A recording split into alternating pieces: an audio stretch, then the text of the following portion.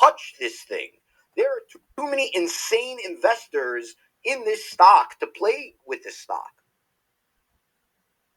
So I first learned of Opendoor through you, David, actually. It came into space when stock is at 7. By the way, the stock's down over $1 in the pre-market today again. But the more important thing is we can talk about the share price, we can talk about fundamentals. The company, according to their own numbers, is not going to reach break-even until the fourth quarter of next year. So you can look at losses until the fourth quarter of next year. They didn't give any guideline to sustainable higher levels of profitability beyond that. And so I think the dream is gone, and is a factor, which is true for Opendoor as well as the market more generally. I think you want to stay, as momentum comes out, I think you're looking at a fair bit of tax loss selling here as people realize that Opendoor is not what it was cracked up to be. It's been a meme stock.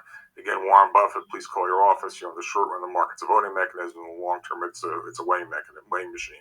Last point I want to make, and it kind of ties together Opendoor with Tesla. And you said before, David, right, there's a lot of crazy stuff going on in the market. You know, whether it's, the Beyond Meat squeeze we had a couple weeks ago where the stock went to 6, or, Carp and Palantir, going absolutely deranged the other day, or things like Oklo blowing up or Getty Computer blowing up. The list is endless, okay? I think the crazy stocks, the market's got 3 types. In my view, there's 3 pools of stocks in the market.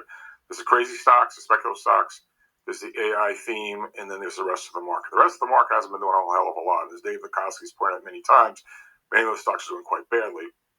AI, people are living the dream. That's become quite a contentious subject now with the circular financing and the speculative stocks. It's a market of stocks. I think the bloom is off the rose when it comes to the crazy speculative stuff. The charts are all breaking now or have broken. And I think, the main reason a lot of people are in these names is because the force is with them. When it's positive, it's now reversed. And I think you've got the added problem of potential tax loss selling as we go into the end of the year. Thanks for your time, David. Thank you, George. I appreciate it. And the last sentiments on the last points, I totally agree with. And if that's what the market is made up of today, being largely on the sidelines or neutral, I totally understand it and respect it. This is just maybe not the place to play. I do want to talk about the circle jerk that's been going on financing